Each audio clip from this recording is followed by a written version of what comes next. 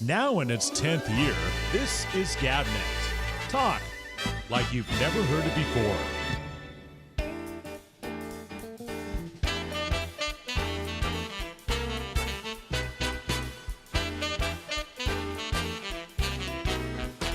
Hey,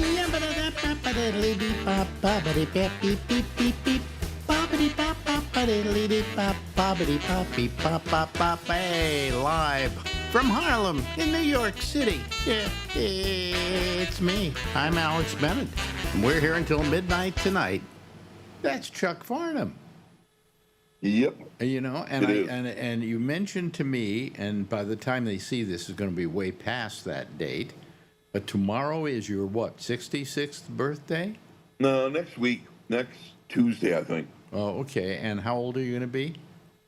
66. 66. Wow. And you're surviving everybody. Barely. You know, You know, I'm still an orphan, Alex. That's how bad it is. you're an orphan? But I'm an orphan. What do you I mean? know. You know, when my mother It's died. weird. Yeah. I find it very strange because I didn't think about it, and then I thought about it, and I thought, this is just weird. I was, you know, I wasn't talking to you by the time my mother died. Right. And she died at 100 plus. Okay. And so that was my big deal. All of a sudden, when she died, I thought, for a moment, I thought, I'm an orphan. Yeah. Did I go It's off? a weird feeling. Do they send me off to the orphanage now? Yeah. Can we get somebody else to take care of me? Yeah, exactly. Let me just sit up here. I don't know, why, but it's a weird thing, and I think the whole year is going to be a little weird, and I need a vacation. Yeah. But now I don't want to go anywhere. So You don't want to go anywhere.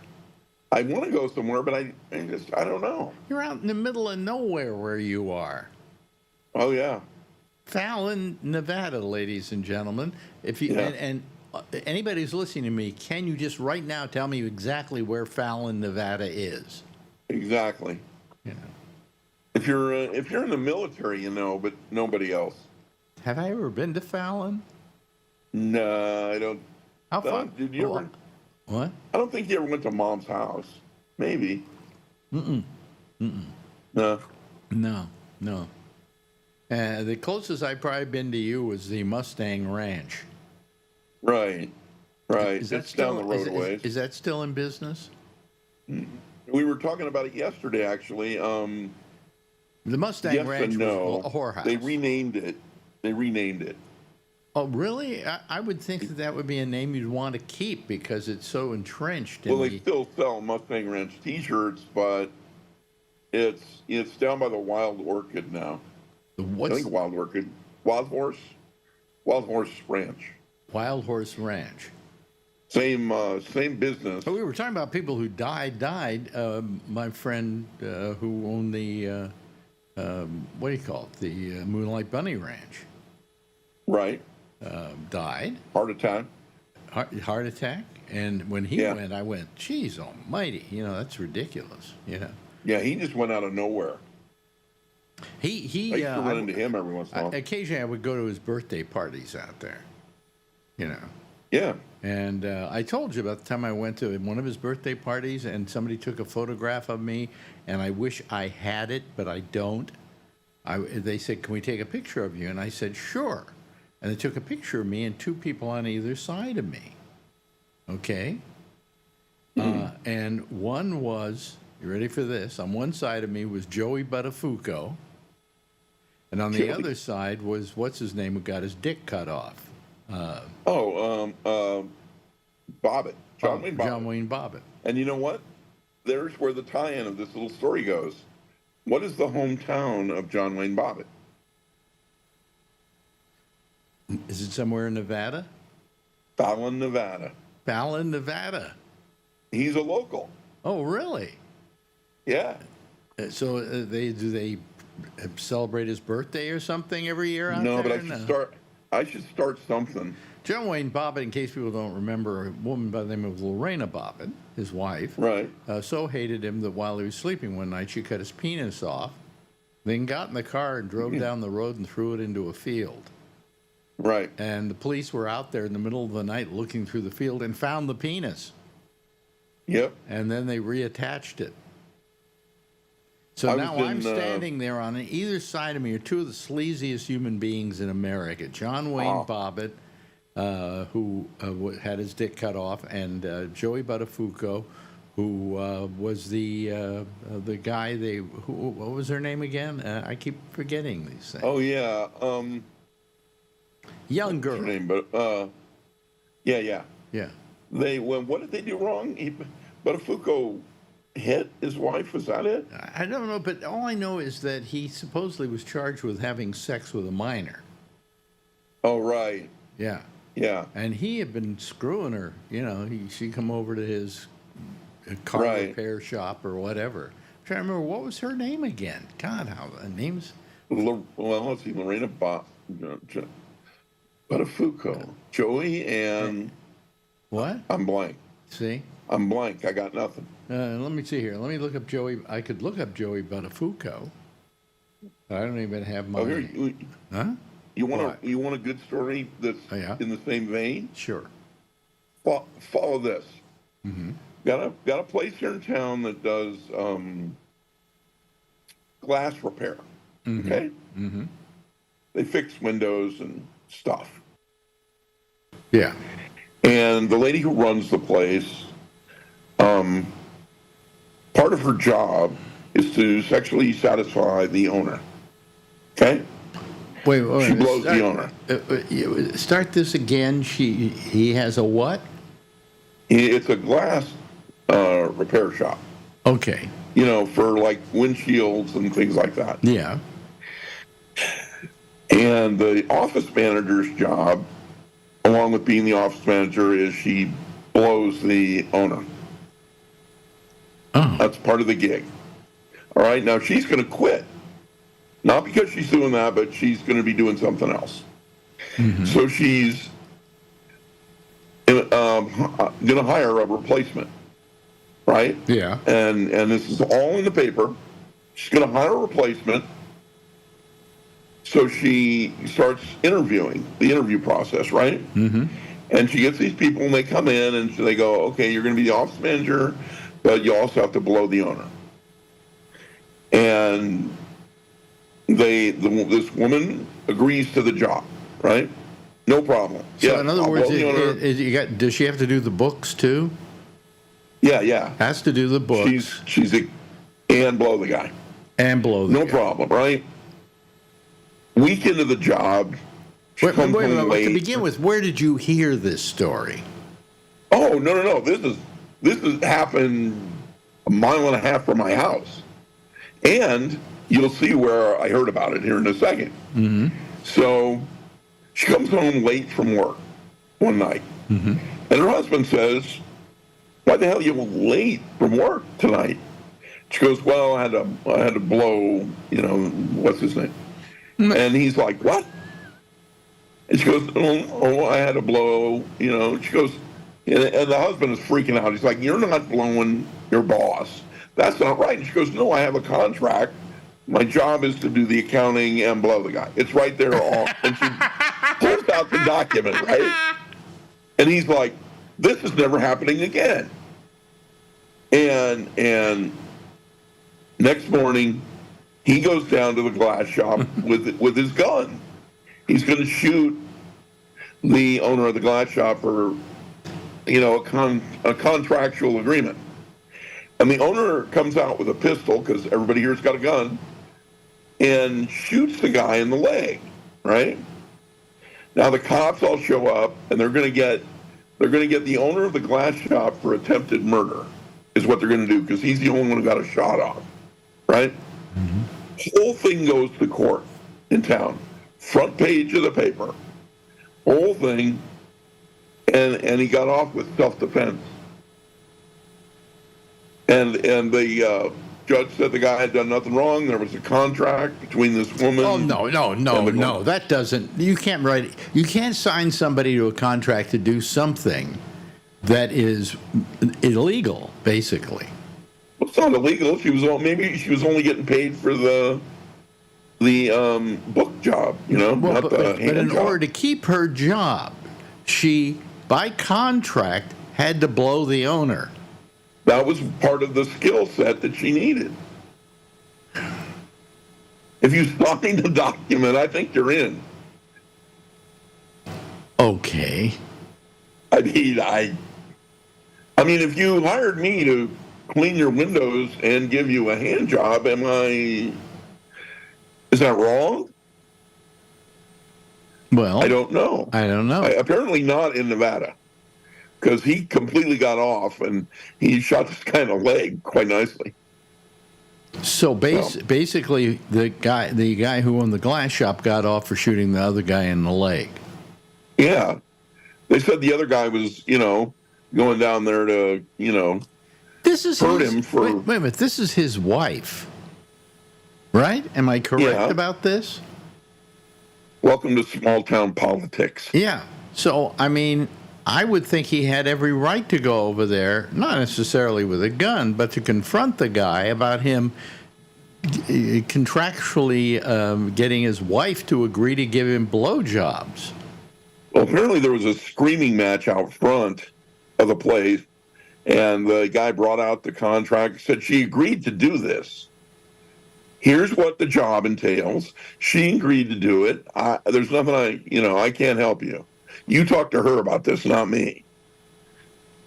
And what judge would say that you have to contractually obligate somebody to have oral sex with you?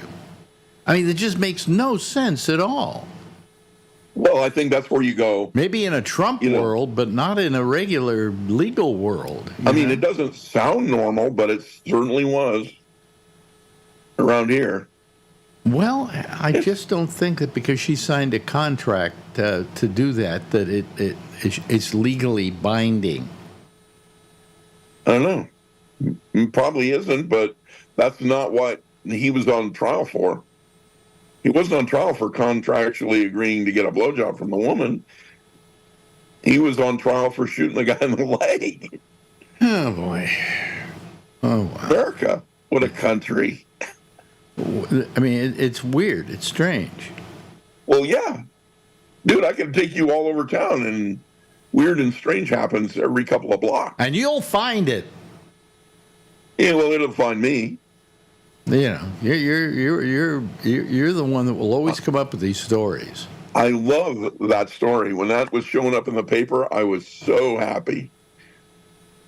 It was just like, oh my God, this guy is. I'm like, is he going to get off? Is he isn't going to get off? Well, he got off. Does that beat the story with the guy with the killer piano in San Francisco? It's right up there. The killer piano, in case people don't know what we're talking about, there was a place, Carol Doda was the first woman ever to get her breasts enhanced, okay? Yep. Had a club. And what was the name of the club? It was... The Condor. The Condor. And late one night, one of the guys who worked there and one of the strippers there, there was this piano that used to come down from the ceiling. Carol would be on it. Her dressing room was above the piano. On the floor above. And then she would get on the piano, and the piano would come down, and she would start dancing. Okay? And it was kind of a flat piano. It didn't have legs on it, so that it could get right all the way, miss the ceiling and so on. And it's after hours. And now this guy who works there and this stripper who works there decide they're going to have some fun, right? Yep. So he throws her down on the stage, right? And then he starts eating her out. Plowing away. And in a moment of passion, she kicks her foot and it hits the lever. Yep. That makes the piano start coming down. Well, no, they were on the piano. No, they weren't on the piano. Well, they died going up. Oh, I thought he died going down. They were stuck all night, dead. Wait a on minute, the I thought the pedal to the piano roof. came down while he was going down on her, and No, no, then no. he smothered himself. Other direction. She got smothered because the piano hit the roof and he was on top of her. But she didn't get smothered. She didn't die. No, he died. He died. But she had to lay there all night until they showed up in the morning. With his head in and her found him. with his head in her muff. Right. Yep. And- Classic San Francisco. Yeah, but I thought it was. Corner of Broadway and Columbus. I always thought it was that the piano came down while. Yeah, they were going no, it down went on up. her. They were laying on the piano because it was the end of the night. The piano went down, end of the night, and it went up and crushed him into her.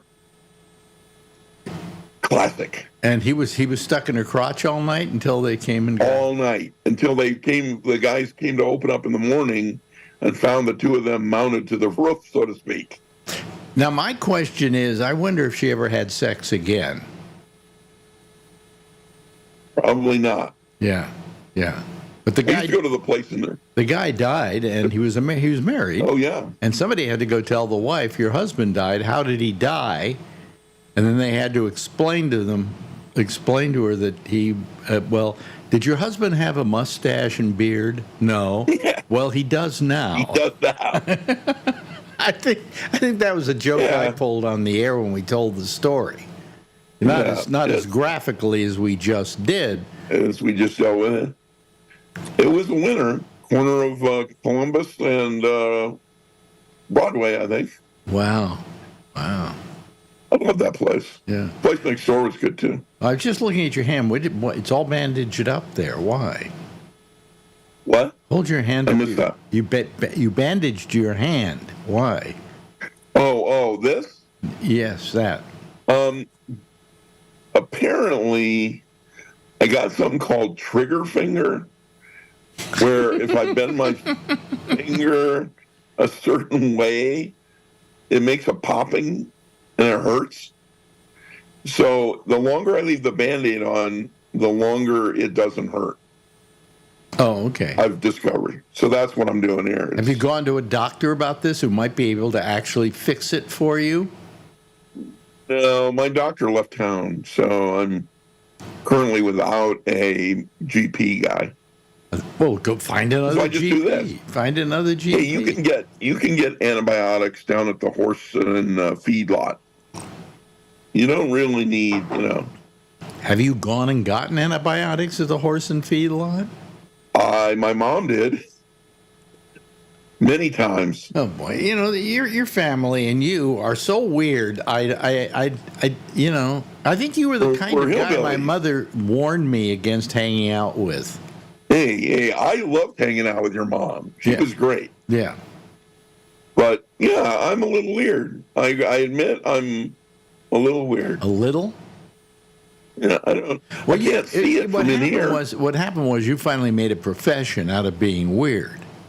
Yeah, without really trying. Without really trying, but you made it, you I made it okay. Yeah. Now everybody goes, we like the way you are. And I'm like, I don't know from inside that I'm that weird. It doesn't come, Well, you certainly your whole thing about literally collecting serial killers as friends. Right. How many did you know? Maybe all the big ones. The Night Stalker, Ramirez. Yeah, Richard. Yeah. He's a very nice man. Now, Wait a minute. He was the Night Stalker. He went around killing women, I think it was. Yeah, but why did he do it? I think he was He was cranky? No, no, I think he was a product of his environment.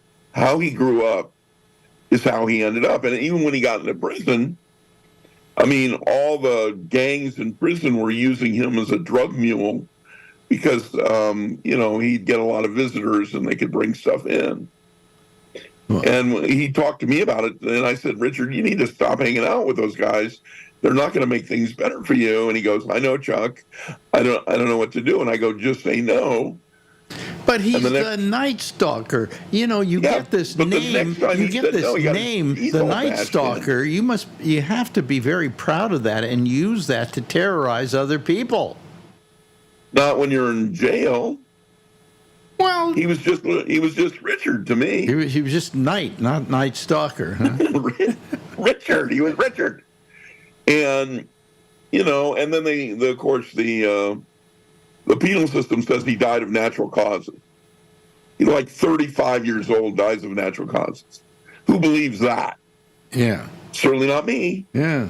Yeah. I saw him many, many, many times, and he drew me a really nice photo of a guy stabbing Calvin and Hobbes. It's kind of nice. I mean, and he traced his hand and put a pentagram in the middle of it. I got crap. What can I say? You still have that stuff? Like I throw something away? No. No, but I mean, you could go on eBay and sell it. You can't sell serial killer memorabilia on eBay. Really? Yeah, they won't let you. Really? Mm-mm. Well, that's being judgmental. I thought so. Yeah. I got a bunch of stuff. I got letters from Charlie Manson and Son of Sam, and Manuel Noriega sent me a Christmas card. Where from? Prison in Florida? Yeah. Is he still there? No. He got out, and then he moved him to Europe somewhere where he was also convicted of something, and he died over there. Oh, okay.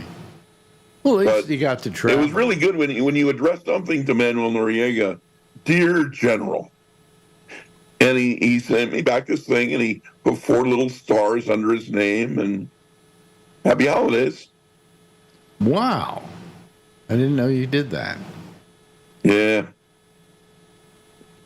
Once you get the addresses flowing, it's open season. You just start writing. Well, did I tell you he was weird, folks? I'm sorry. Yeah.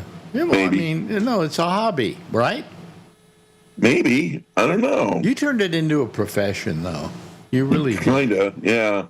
I wanted to see how far I could go, and I determined that it was. Well, in all those infinite. years I didn't speak to you, which had to be, what, about 20 years, something like that? Maybe. What did you do for a living? Well, I was working at the airport. Yeah. Doing conflict resolution. Yeah. I did. Let's see. I was at Excite.com. Mm-hmm. Excited Home. And At Home Networks, and then a CD recording facility. And I taught at what was the name of that college? Hard Knocks. I can't think of the Hard Knocks. Huh? Hard Knocks. No, it was a real college. School of Hard Knocks. Yeah. I can't believe they gave me a teaching credential, but they did. What was it? Anyways, it was in San Jose. I taught at a college. Because you were supporting yourself and a child as well. Yeah. Well, you did. I wish they had Uber then. I would have just done Uber, I think. Mm-hmm. So, I think Uber is a good job. You managed to survive all those years. That's good. No, I had plenty of money. That wasn't a problem. Yeah. I have skills, weird as they may be, but I do have some skills. Yeah. When you were young, and we're running out of time here, so make it fast. When you were young and you were growing up, what did you want to be? Oh, see, I only went to the guidance counselor once, and I kind of wanted to be a farmer. But my dad was in the Air Force, so I said I thought maybe the Air Force was good for me. I didn't realize that my dad was in the Air Force because he had a choice of being in the Air Force or going to jail. So. Really? What did your father do? For a living? No, to get him in that jail. I have not been able to figure out yet. Oh, really? That piece of knowledge is not around. Wow. You've tried. I do know that my grandmother threw away all the military clothing and stuff that he had. Hmm. There was no record of that anywhere. Wow. That's I'll amazing. work on that. Yeah, I'm sure you will. So we have about a minute left. Are you playing anywhere? Oh, no, No, you're not a I will be comedian. I forgot just here at the house, Alex. Just there at the house in Fallon, Nevada. I can do a tight 5 here at the house. They're real entertained by that. If you want to, when you're driving by Fallon, Nevada, you should drop in and see Chuck. Oh yeah, no. If you're definitely in the Reno area, you know, drop me a line and I can show you where to eat. Yeah, right. And he's a good tour guide of Fallon. Yeah, Nevada no, we got environs. Nuclear explosion stuff out here. We got petroglyphs. Wow. I can take you out by the base. Wow. Be exciting. Anyway. We have Chinese food. What? We have Chinese food. Okay. Oh, that's good. Fallon, Nevada, the garden spot of Nevada. Exactly. Ladies and gentlemen, that is the garden spot of Nevada in person in the name of Chuck Farnham. Thank you, Chuck, for talking to us today. Anytime, Al. Chuck Farnham. Now in its 10th year, this is GabNet. Talk like you've never heard it before. Okay, let me just bring up my picture. Okay, there we go. Hello, how are you, everybody? I had, maybe it was a little distorted there. I don't know. I can't figure out if it was distorted or not, but that was I had to do a special thing on that video because it went out of sync really bad, and so I had to somehow edit it back into sync. And now it's okay now. So, okay, I guess we're all right. Anyway, so let me see here. Do we have anybody? Today I'm really tired. I don't know why. Just all day. I don't know. And I just laid in bed all day and kind of dozed in and dozed out. And, geez, I'm just getting to be an old fart, you know? It's getting to be ridiculous. It really is. Anyway, we got air conditioning going on here because it's gotten hot again. Oh, boy.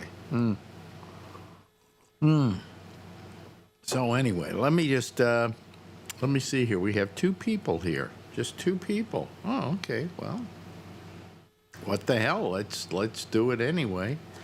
Let's bring these people in. And there's Alan.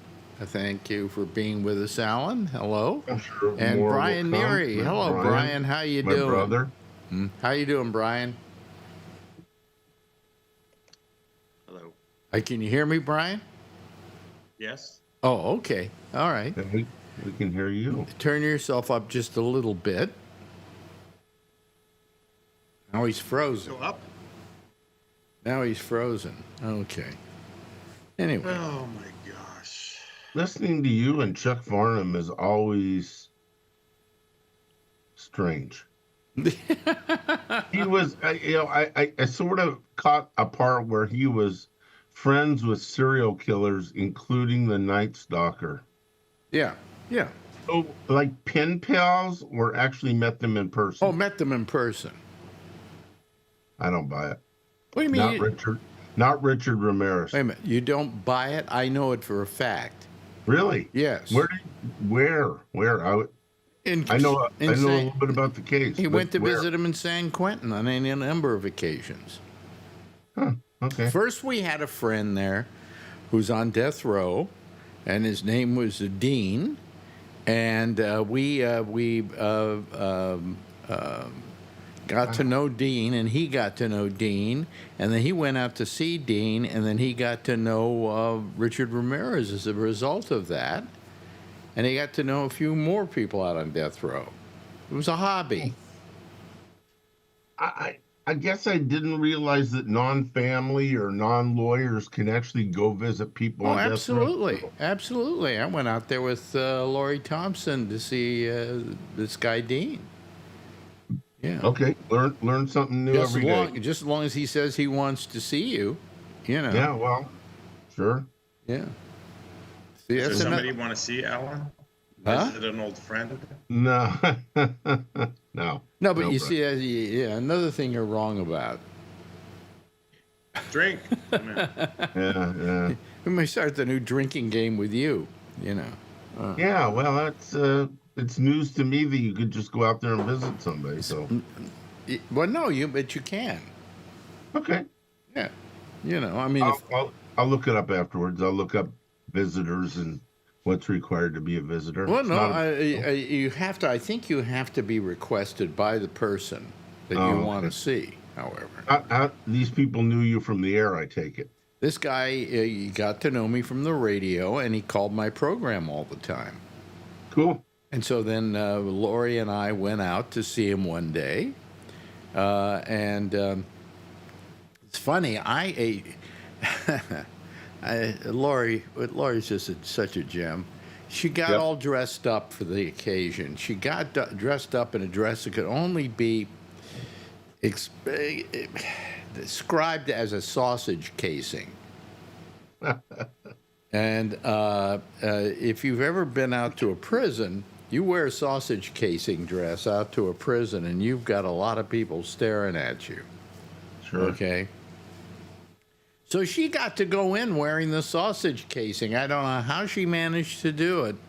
Meanwhile, I was wearing a pair of jeans, and they said you can't wear jeans.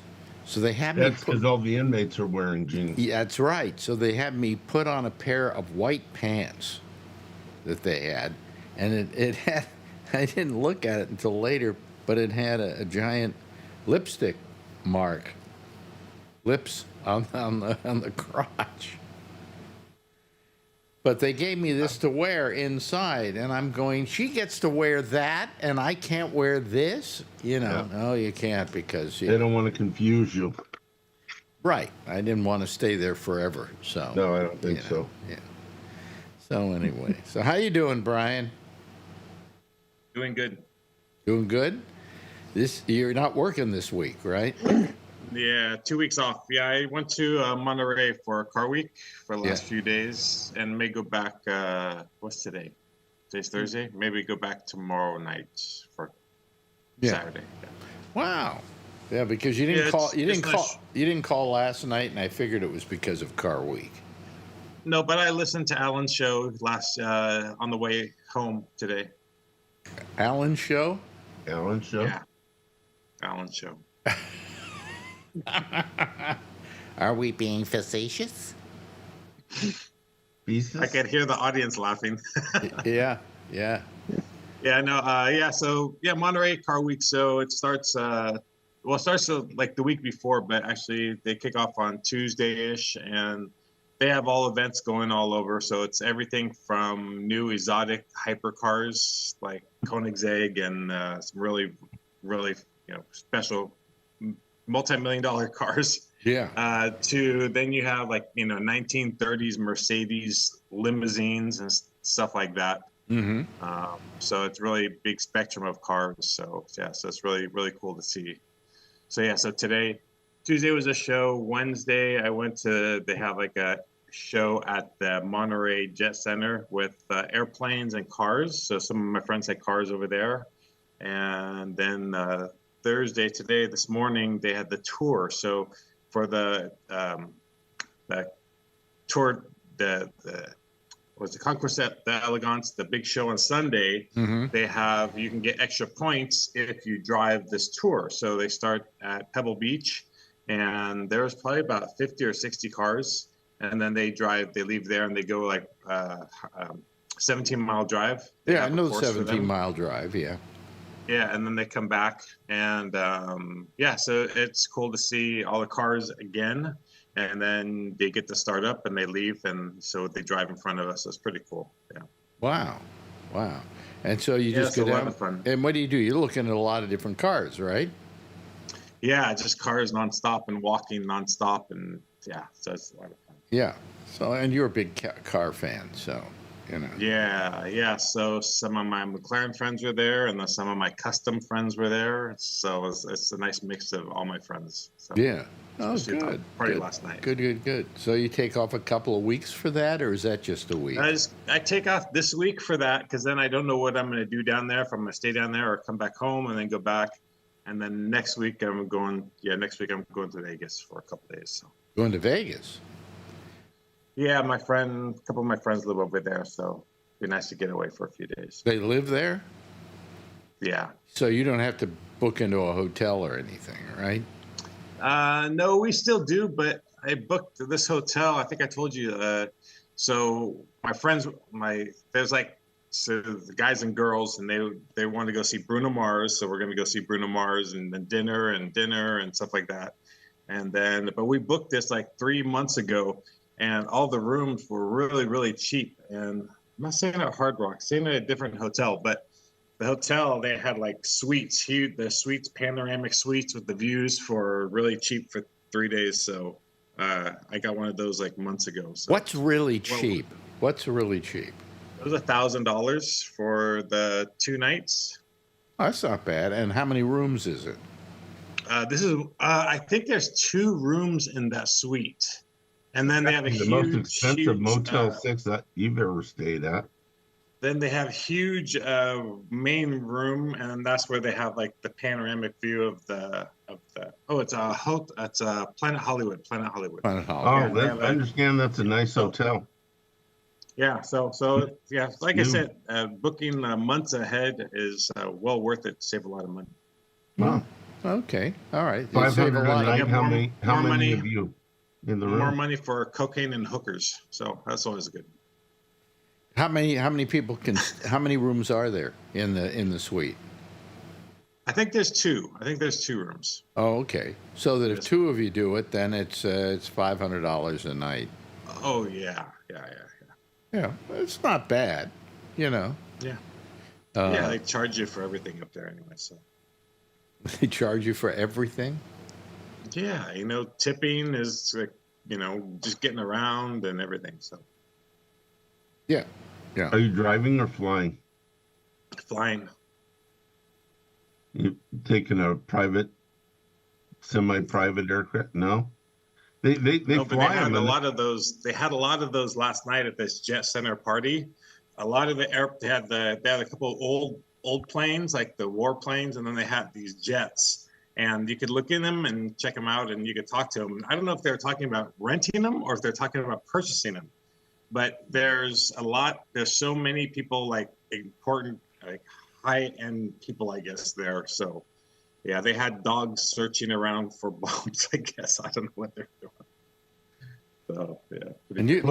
There's a jet center in, I'm going to say Concord, that will take you round trip to and it's a company, and the plane seats 6 or 8 people, and it's about double the price of a first class flight. Like, nobody would fly first class, but it's about $600 each way or something like that.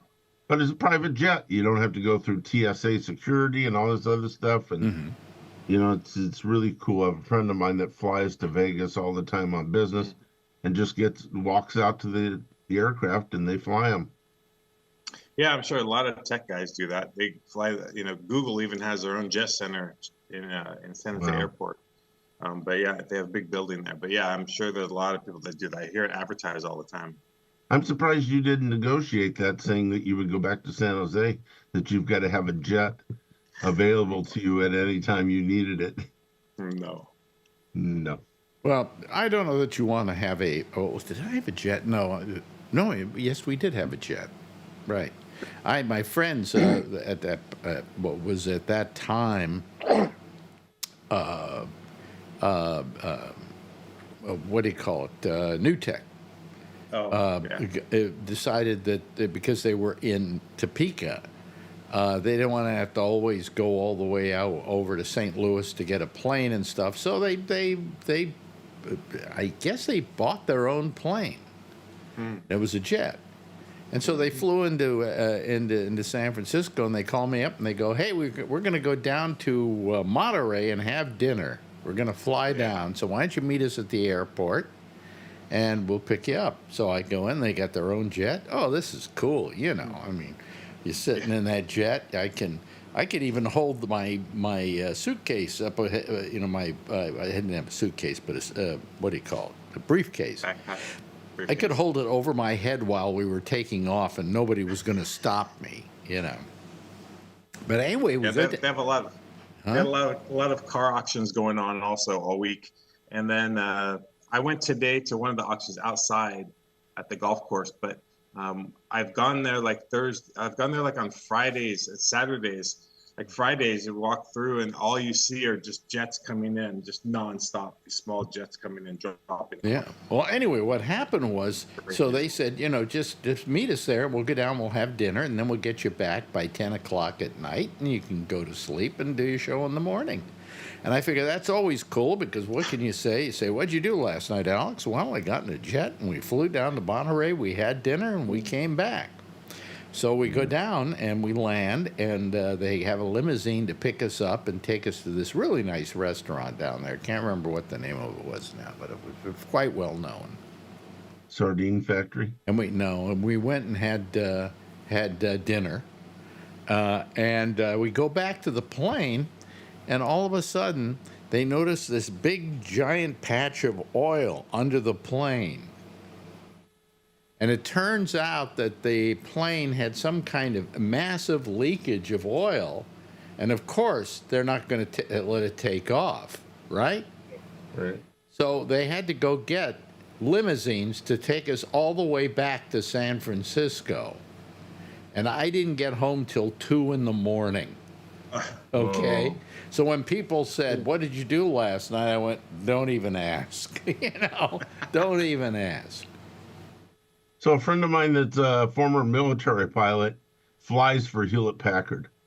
They own a fleet of jets, and they fly the executives around, and they have like 6 jets sitting out here at San Jose Airport. And once in a while, they'll need to fly a document. Why they don't like fax it or something, but they'll have a document, they'll roll it up, put it in the tube, hand it to him. He'll go to the airport and fly it to Dallas or something, hand it off to somebody else, and turn around and fly back.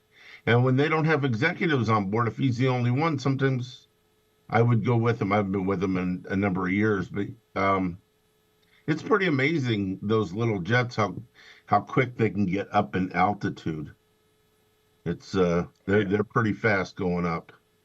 Okay, we're impressed. Yeah, I'm not impressed. It's just, it was fun to do. These things are like, they cost like $6,000 an hour to fly these, between maintenance, fuel, the pilot, and everything. I'm like, you got to be kidding me.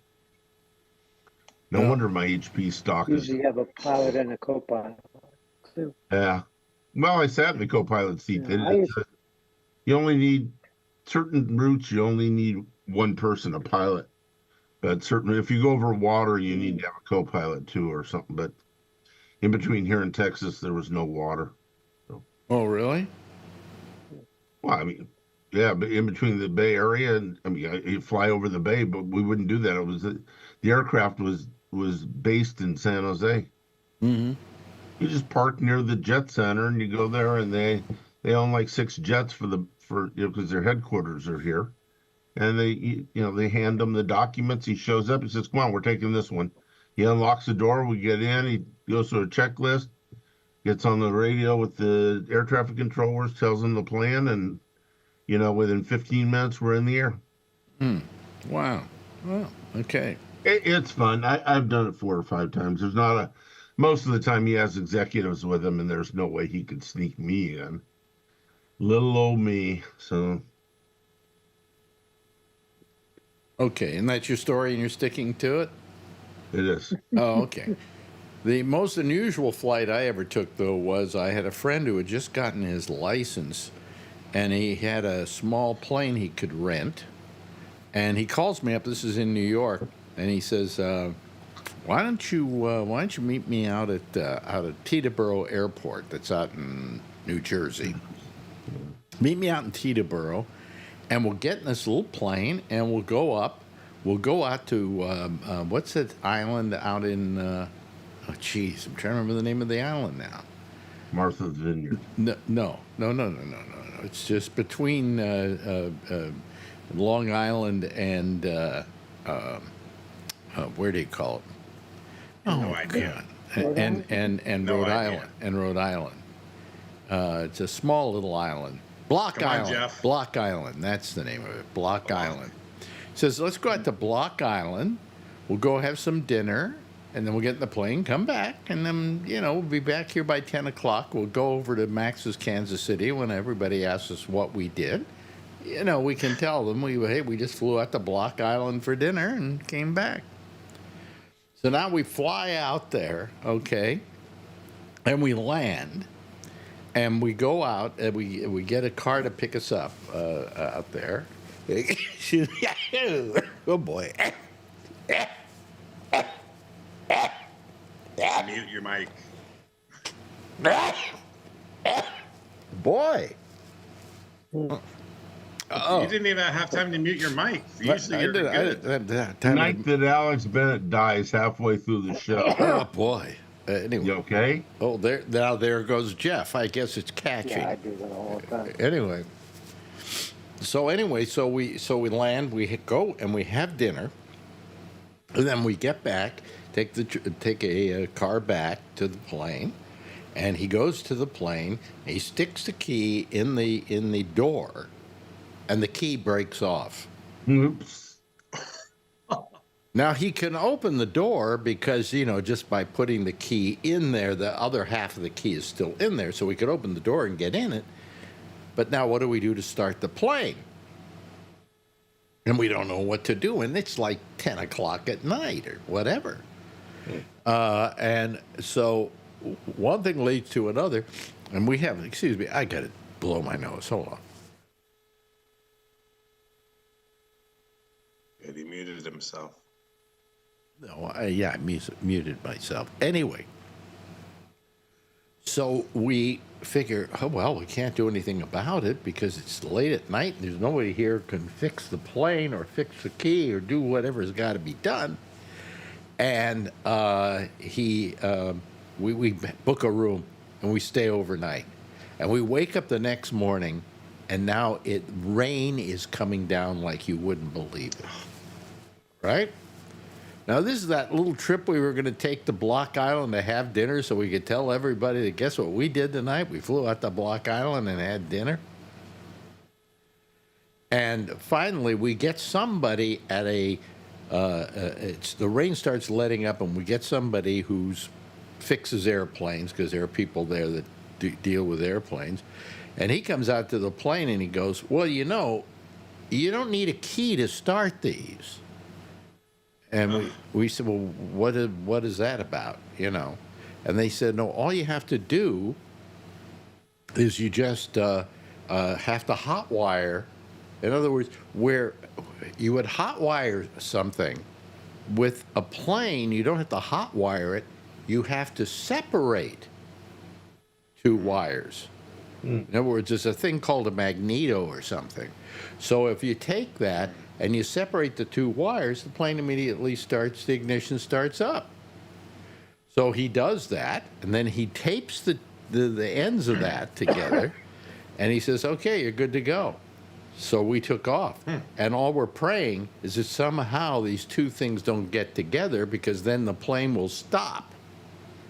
So we flew on a Jimmy rigged plane all the way to Rhode Island, and we just left the plane and told the people who owned it, here's where it is.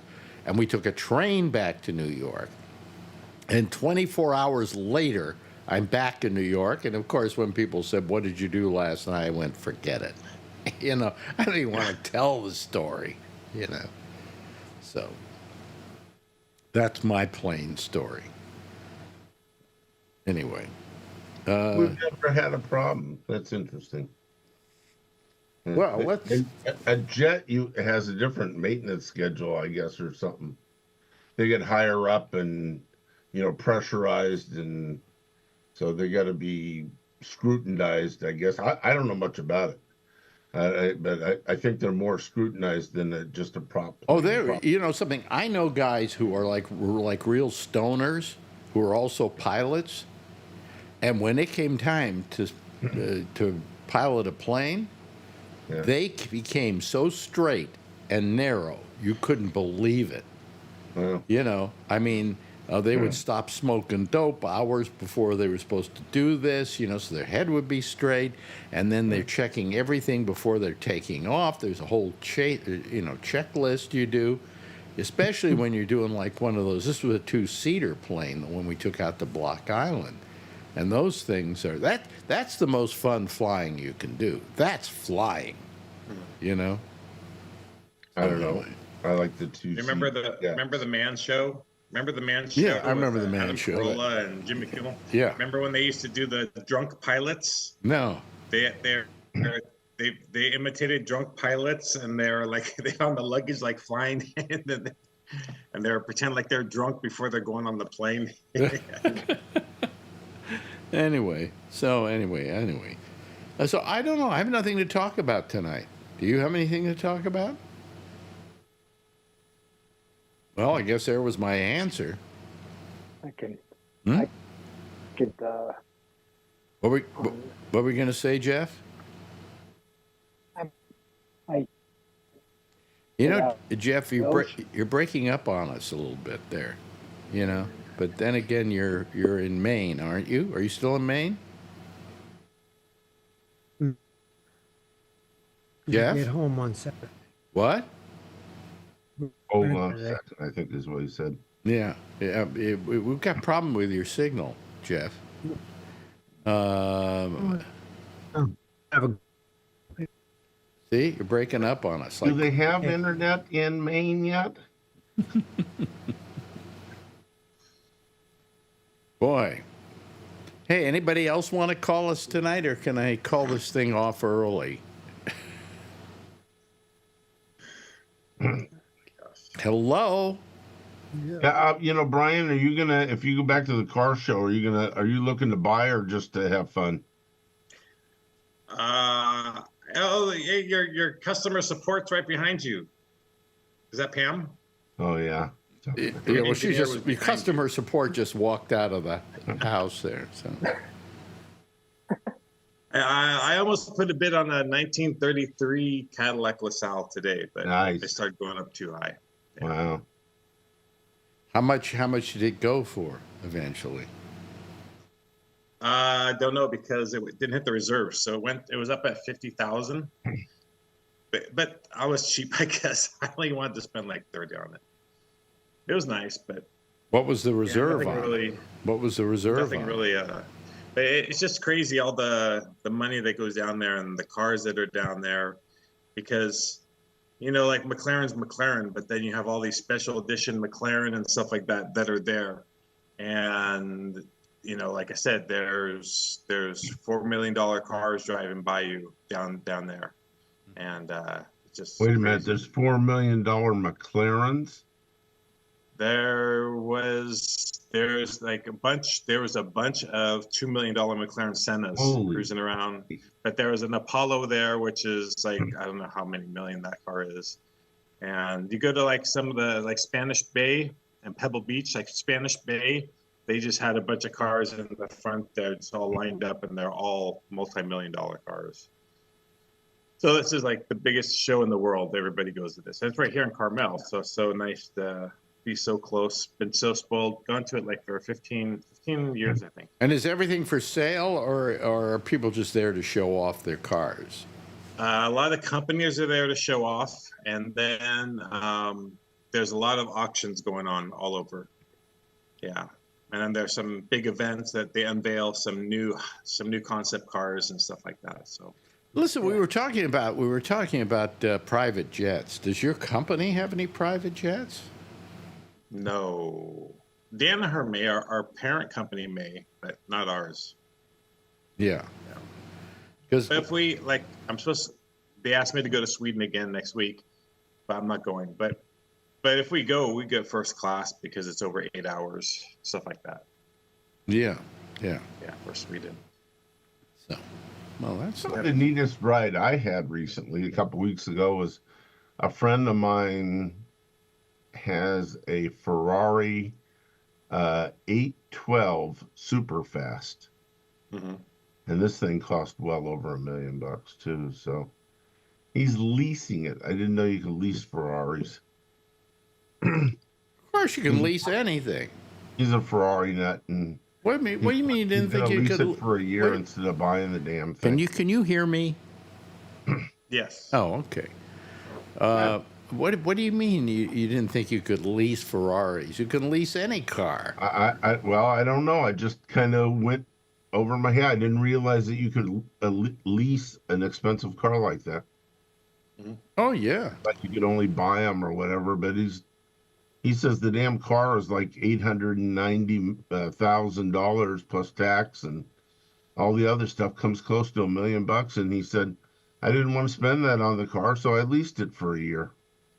Well, I think I've mentioned this on the show before. The most what can I call it? The most expensive car that I've ever driven in, ridden in, that was also the most uncomfortable, was a Lamborghini El Diablo.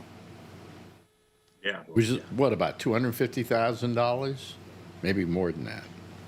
Yeah, I don't know how much they were when they were new, but they're still up there. Lamborghinis hold their value pretty well. Really? McLarens don't. Ferraris do, Lamborghinis do, but McLaren, their companies in such back and forth with selling it and support and everything, so people get worried, so they've hopped out of them. But they're a great car. This Ferrari was easy to get into. I think I made some new disco dance moves trying to get out of the damn thing. 300 pounds trying to get out of a racing seat, a Recaro racing seat, isn't pretty. So. Well, I mean, this Lamborghini was the most uncomfortable car I've ever ridden in my life. Well, somebody offered to let me sit in their McLaren, but I didn't see a crane around to get me back out of the damn thing. We knew Alan could get in my car, but we didn't know how we were going to get him out. That's right. So Alan chose the wise thing and didn't get in the car. Oh, okay. So you've seen his McLaren. Yeah. There's a video of an old man getting out of like a Lamborghini or something, and when he rolls out of it, he's like on the ground and rolls out from the ground, from the floor. So I said, the first time I touch the ground when I'm getting out of that car, I'm selling it. Oh, really? Well, you're lucky. You're probably, well, of course, I know I've seen you, but I'm sure, a lot more flexible than I am. But you know what the thing I'm afraid of is, same thing with my stepfather, was when we took the keys away from him. My stepfather was a car guy. And I know, I'm 57, something like that, 56, 57. So I'm like, I don't know how many more years I'm going to drive. And then, geez, if I only have like 10 more years or 15 more years of driving, geez, I don't know. Yeah. I seem to think about it. But Jeff gets chauffeured everywhere, I'm sure. Ham drives them around in their Prius. Yeah. Yep. What? Is there a problem here or something? What? Wait, I know this. Oh, Jeff's having issues. Jeff, you've got real problems. No, I know. Well, it's not going to work. Just listen to you guys. Huh? That we heard. At least I did. But, I know, but nobody else does. Well, I anyway. don't see you actually moving your lips, which is pretty incredible. Yeah.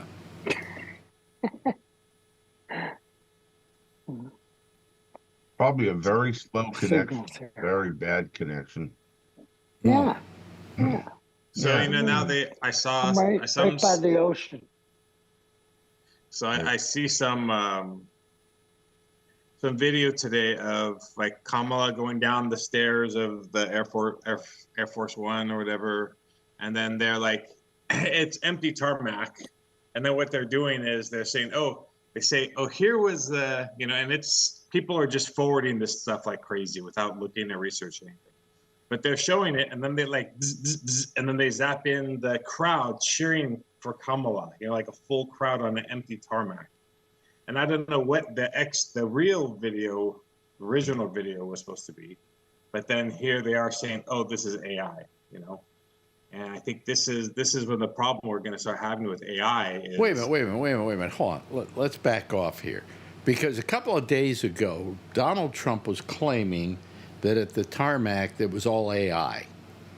Yeah. But it wasn't. I know. But it was real people. So what they were doing that today? They're showing a video of it, and then they take away, or they had an empty tarmac, and then they showed that, oh, here's the video. Then they showed like the crowd, but they showed originally was an empty tarmac. And I said, this is the problem where AI is coming in now is, now no matter what people do, they're gonna either if a scenario is true, like it was a full tarmac with people cheering, the doubters, Trump's side is gonna say, oh, that was empty, and they're gonna do a video showing that it was an empty tarmac by using all computer generated stuff. Really? And this is gonna be the thing where everybody's just pointing at those things, and we're not seeing any of the the main issues coming through anymore. And it's just this bickering back and forth of, oh, your crowd and my crowd and back and forth. Who cares about the crowd size? Actually, nobody cares about the crowd size, but the Republicans are saying to Trump, will you quit complaining about crowd size, and start talking about some issues. This is not looking good. And Trump has said, screw you, I'm going to keep doing what I want to do. Yep. Well, that's it. The election's over with already. I mean, it's like he's trying to blow the election. So, Yeah, it just seems like he goes to he's reading the teleprompter, and then you can tell when he starts making that pivot and just starts that whole recycling of all those stupid arguments, over and over. He's going to claim it was stolen from him again. Well, of course. I doubt if there are a lot of there aren't going to be many people who are going to attack the Capitol again. However, they're not going to go for that one. Oh yeah, I'll meet you down at the Capitol. Yeah, sure you will. You lying sack of crap. No. That, and then I was watching the Fox News because I was at the gym and I could see the Fox News going, and they keep going over and over again about Walsh, saying that he was higher, I guess, ranked than he actually was or something, and this is going way back. And then they say, oh, we're not disputing his military record. We're talking about his embellished lies, and it's just going back to. This isn't important. They're not talking about any of the issues at all. No issues are being talked about at all. This isn't important stuff, okay? To begin with, he said that in 2018, and he may have misspoken because he was really meaning something else when he was trying to say something else. It was nothing important. But what they're doing is they're going back and listening to every word he ever said, and then they're writing it down, and, oh, he said this and he said that. Here's a guy, I got to tell you, here's a guy who spent most of his life very honorable. Yep. Yeah. And certainly a guy whose record is to be respected and honored. And why can't you just say, hey, good for you. You got yourself a good vice presidential candidate. He has a great history.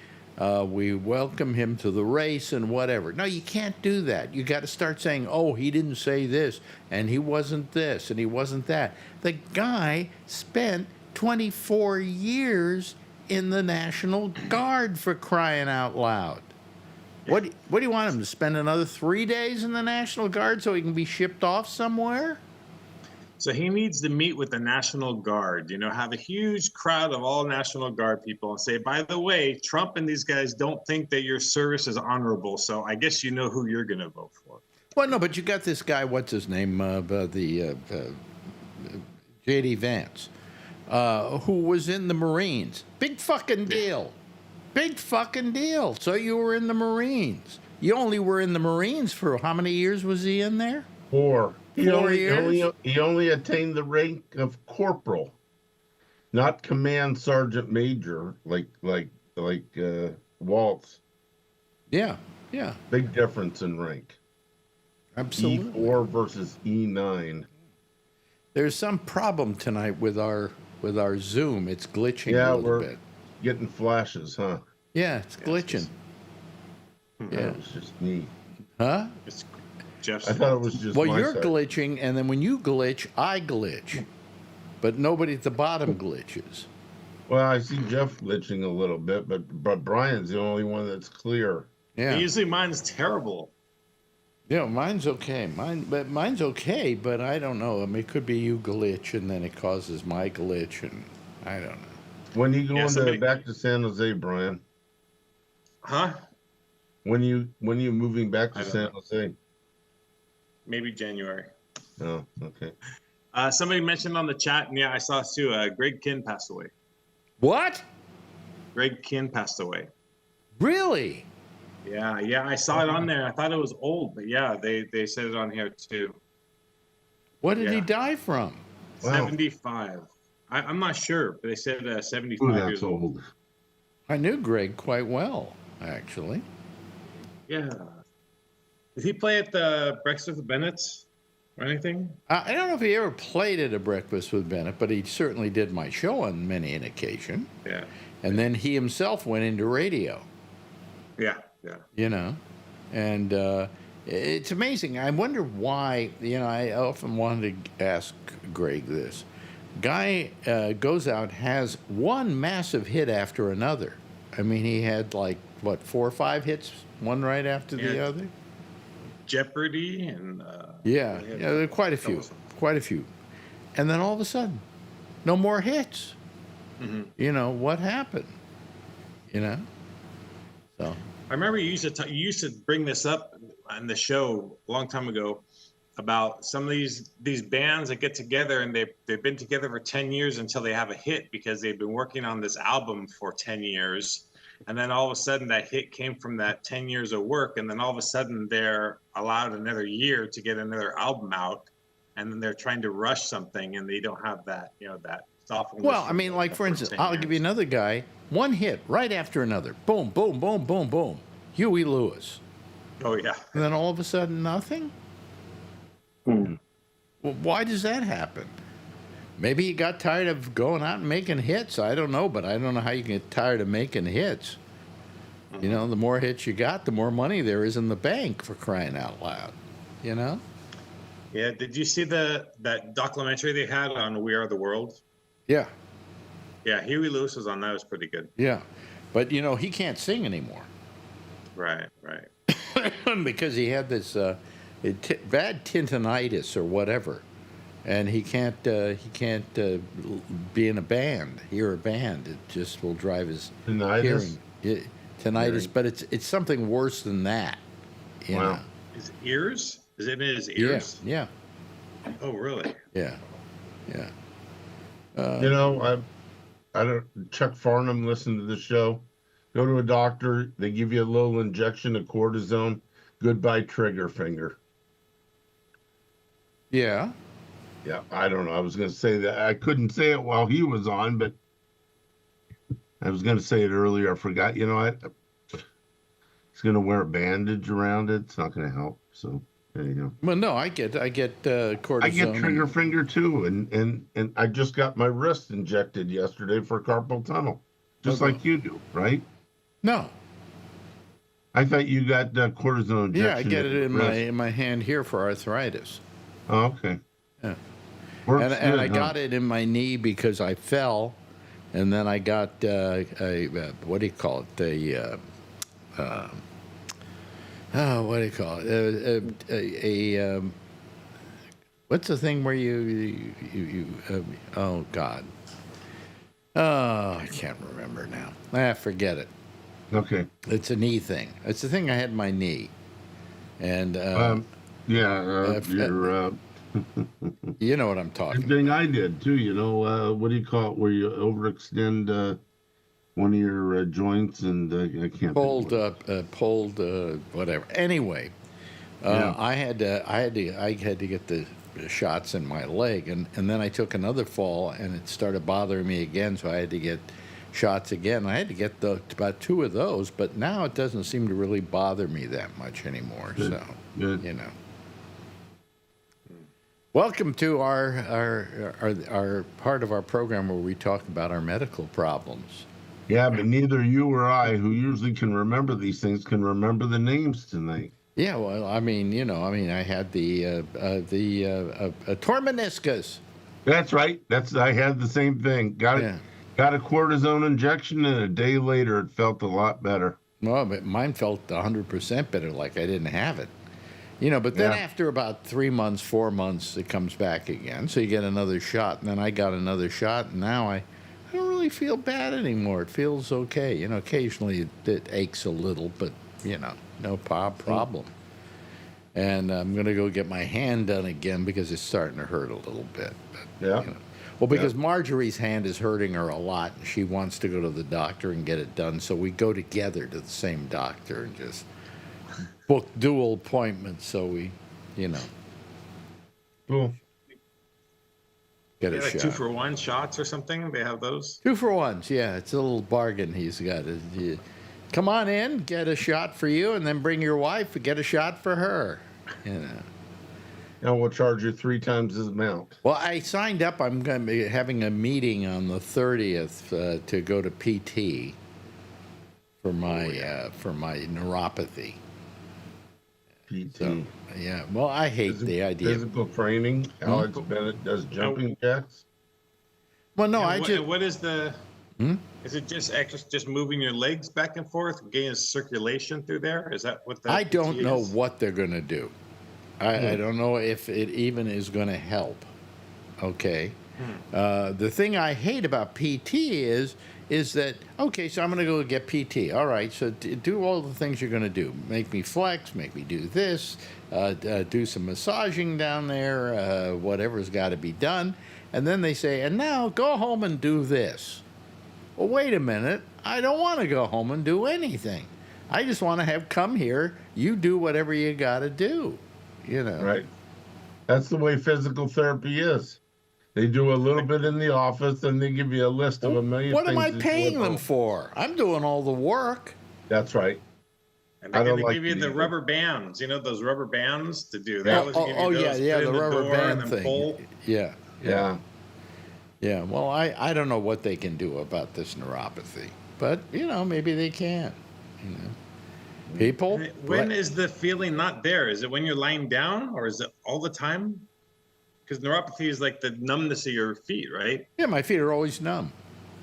Huh. Some people have pins and needles for neuropathy. Well, I have a little bit pins and needles, but it's basically, it's just numb, The gabapentin didn't work, or pregabalin. Well, or whatever you pregabalin took. helps. Without it, it gets painful. Yeah. But but I take the pregabalin and it makes me dizzy all the time. So that's fine. It's wonderful. win. They Can't win. figure we'll give the old man these things because he's getting old and he can take it. I'm figuring at this point in my life, why not try heroin? What? Sure, why not? How could it hurt? I got enough money in the bank to take care of a good heroin habit for the rest of my life. Can you start a little bit lower, like maybe some ecstasy or something, and you'll work your way up? Work your way up. Yeah. Funny how Brian knows the pharmacology of the street drugs. Well, we all know There's some things that open your mind very well. Well, no, I guess you did your share of drugs, didn't you, Brian? Yes, I did party drugs though. Yeah, well, Party drugs, and they were fun. Well, party drugs are what?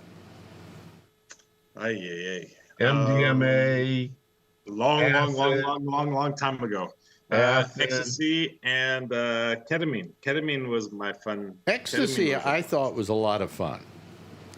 And according to doctors I talked to, it's not dangerous.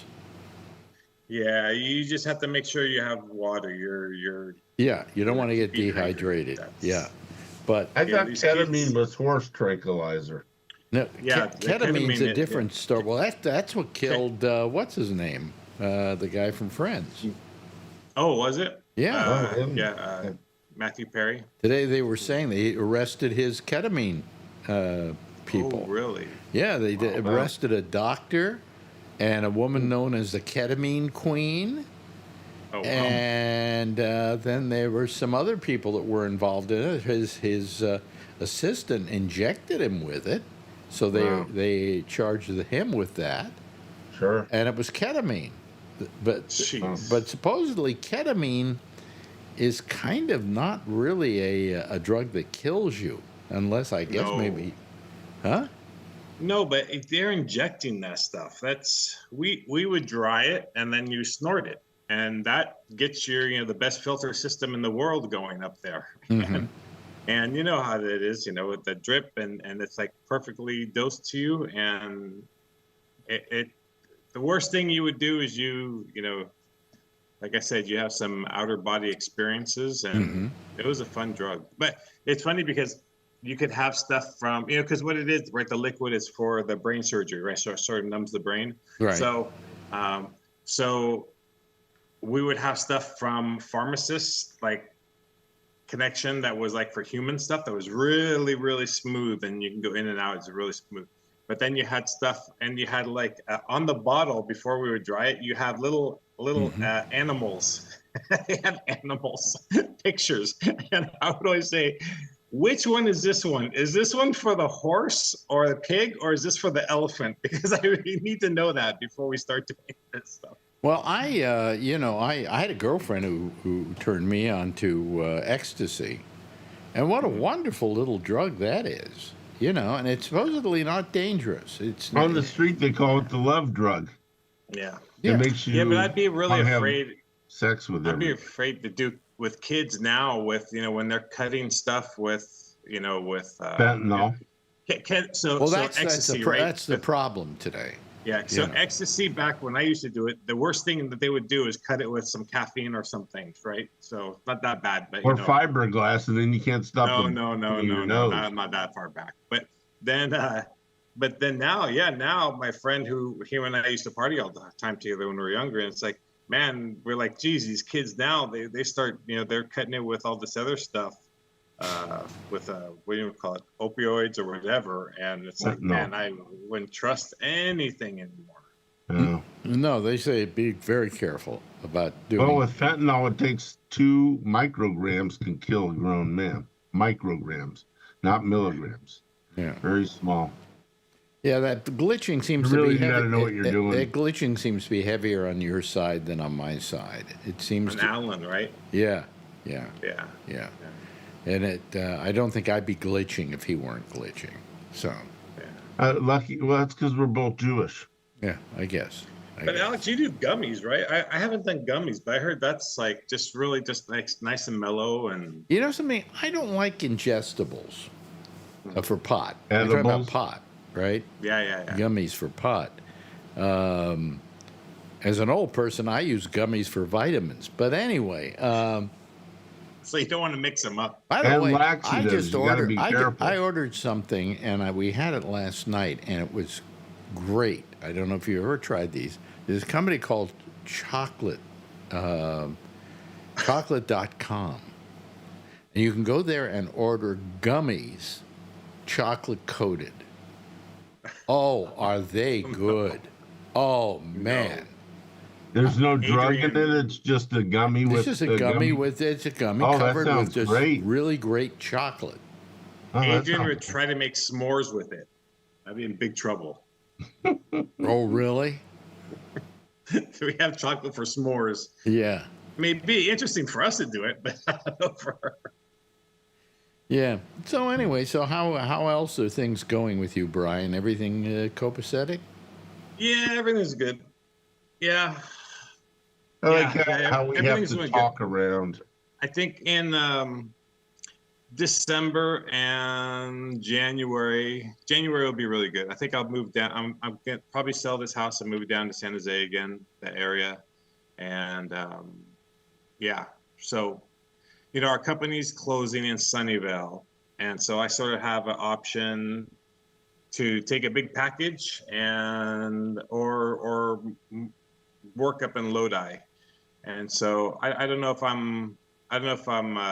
want to take that distance anymore from my daughter. So I think my daughter and I talked about it before I moved up, and everything was fine, and talked to you every night and all that kind of stuff.